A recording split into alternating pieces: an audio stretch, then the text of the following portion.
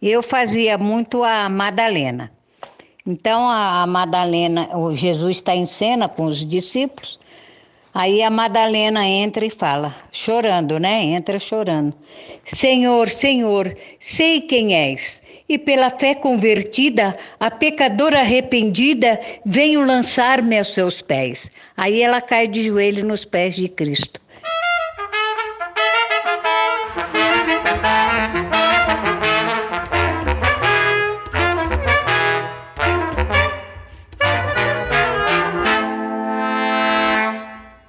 Oi, pessoal, eu sou a Jaqueline da Silva e esse é o Circo e História, em que a gente mira episódios marcantes da história do Brasil e do mundo em que o circo esteve presente e atuante. O Circo e História faz parte do Sou de Circo, que é o programa de formação e experimentação profissional em museologia e história do circo, voltado para jovens circenses, realizado pelo Centro de Memória do Circo, da Associação dos Amigos do Centro de Memória do Circo e da Secretaria Municipal de Cultura da cidade de São Paulo. Nesse episódio, por ocasião da Semana Santa, resolvemos falar um pouquinho do que foi o Circo Teatro e as inesquecíveis encenações da Paixão de Cristo que ainda hoje habitam o imaginário do nosso povo brasileiro.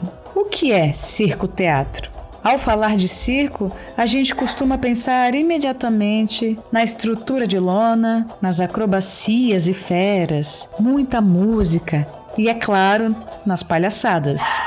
O circo brasileiro, do final do século XIX até meados da década de 1960, tem também como característica importante a inserção de linguagens dramáticas no seu espetáculo. Conhecido como circo-teatro, esse gênero de espetáculo apresentava números tradicionais do repertório circense na primeira parte, como acrobacias, adestramento e ilusionismo, e peças dramáticas de variados gêneros na segunda parte, como comédias, melodramas e farsas. O circo-teatro tirou muito proveito do nomadismo e da popularidade do circo, alcançando os interiores de todo o país e levando ao público suas dramaturgias originais, mas também de encenação de filmes, histórias mitológicas e histórias bíblicas. Uma das peças típicas do circo-teatro e que sempre foi o motivo de fervorosas lágrimas e aplausos é a dramatização da vida de Jesus Cristo, em especial em seus últimos dias, mais conhecido como a Paixão de Cristo. Essa encenação da vida de Jesus fazia com que o circo incorporasse também uma certa tradição de teatro religioso, difundido aqui no Brasil desde o século XVI com os jesuítas e que explora uma relação entre o profano e o sagrado. Bom, o circo-teatro é isso, mas vamos dizer que não é só isso, né? É muito mais. Então, como a gente pode te explicar melhor essa história? Estamos nesse momento respeitando a quarentena. Então a gente resolveu mandar um zap para algumas pessoas que entendem muito desse assunto. Será que as peças religiosas ajudavam o circo a conquistar o público, a chegar numa nova praça? Antigamente, algumas paróquias não queriam receber os circos. Tinham medo de lendas como o palhaço é ladrão de mulher, as crianças vão fugir com o circo, ou para evitar que as pessoas admirassem os corpos atléticos dos artistas expostos no picadeiro. O circo-teatro mudou essa situação e as peças religiosas ajudaram a abrir as portas de muitas cidades brasileiras para o circo.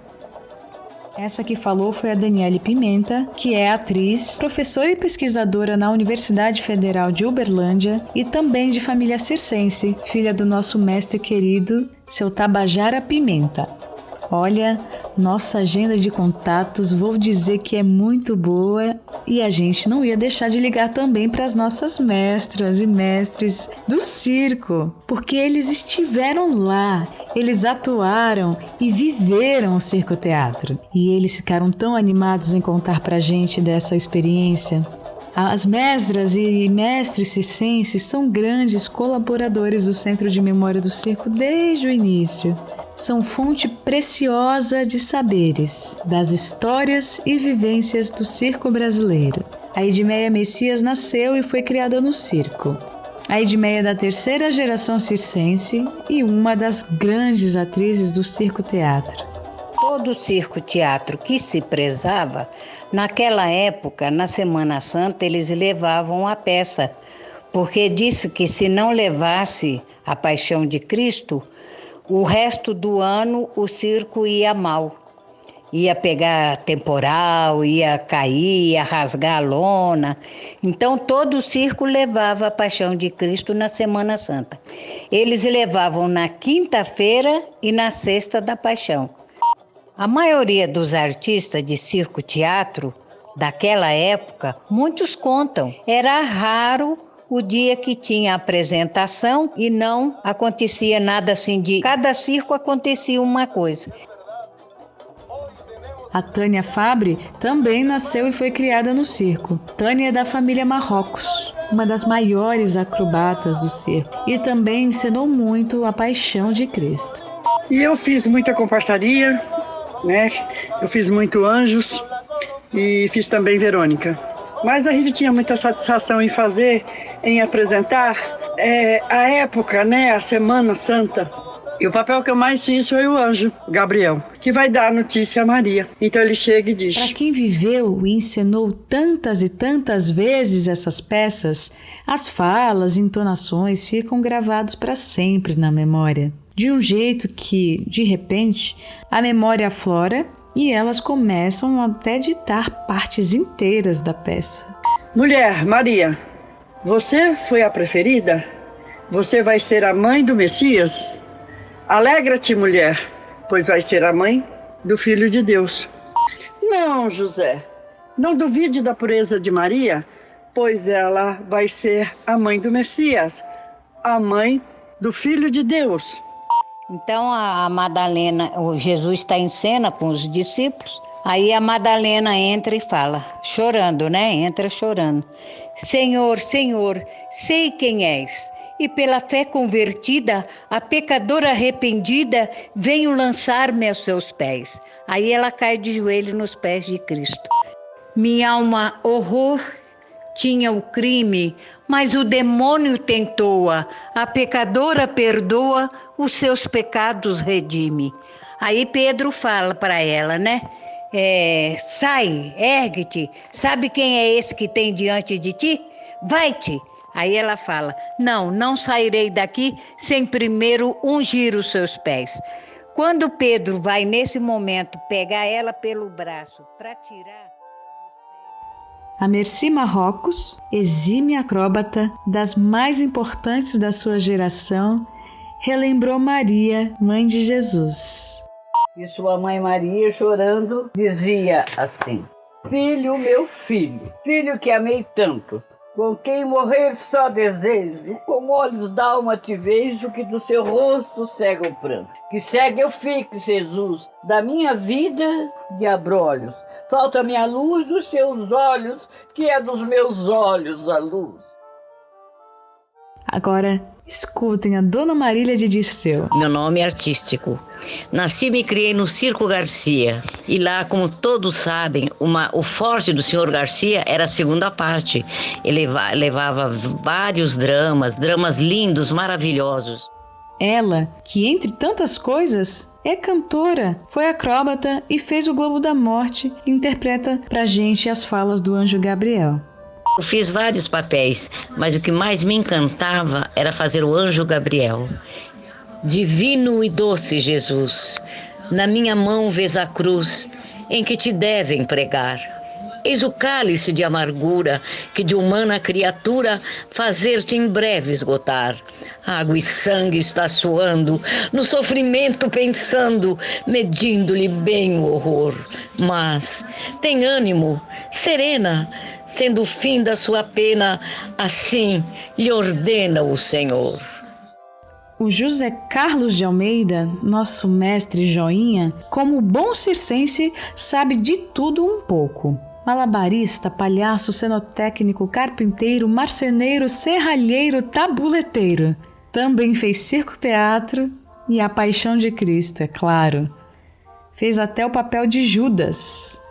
Então, eu como fui nascido, criado no circo, né, da época do circo-teatro ainda, tive o privilégio de trabalhar no circo-teatro. Lembrando também, né, que esse era o clássico do circo-teatro. Todo circo-teatro nessa época apresentava A Paixão de Cristo. O último papel que eu participei no circo-teatro foi interpretando o Judas, que foi em 95 no circo-teatro Esbano, do nosso querido Zurka Esbano. E tinham muitos casos, às vezes, hilários na apresentação. Também não podemos deixar de falar sobre aquelas histórias que todo circense conhece ou já viveu coisa parecida. Daqueles momentos do cotidiano dos artistas que podem ser até de susto ou de medo na hora, mas depois se tornam histórias muito divertidas e que a gente nunca vai deixar de rir. Citar apenas um aqui, no caso, foi o meu avô.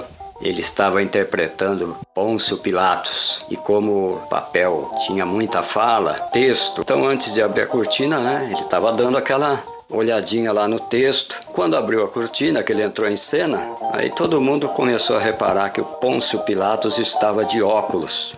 E meu pai e minha mãe namoravam e contavam uma história de quando a minha mãe foi assistir ele fazendo Pilatos, né, em outro circo, e ele todo garboso, todo esperançoso, todo envergonhado, né, que naquela época o homem também ficava muito emocionado, e ele se vestiu, e na hora que ele diz, a quem devo soltar, Jesus ou Barrabás? Barrabás, Barrabás! Então, ele abaixa para lavar as mãos, e o que acontece?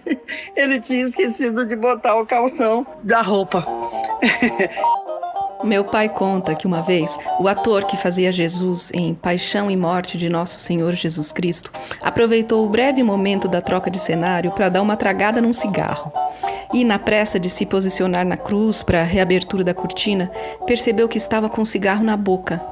Como já estava com as mãos presas, só cuspiu o cigarro, que caiu aceso dentro do figurino, um lençol amarrado como um fraldão. Acho que o público nunca viu uma representação de agonia e dor tão sincera como aquela. Uma vez eu me lembro muito bem, aqui em São Paulo, eu estava apontando a peça. Então, no Circo Stankovic. Aí ele fez um buraco lá no picadeiro para ficar o ponto, para apontar a peça. E eu fui ser o ponto. Aí ele falou para mim, olha, tá bom esse buraco? Eu falei, tá. Aí ele forrou de jornal, eu entrei ali no buraco, botou a cúpula em cima, né? Eu peguei a peça, botou uma luzinha lá para mim ler. Aí começou o espetáculo. Eu tô lá apontando a peça, de repente eu sinto andar no meu pé. Quando eu vi, foi coisando, era formiga, mas eram umas formigas grandes, daquelas cabeçudas. Aí eu falava, meu Deus, o que eu faço? E agora, eu saio daqui ou não saio?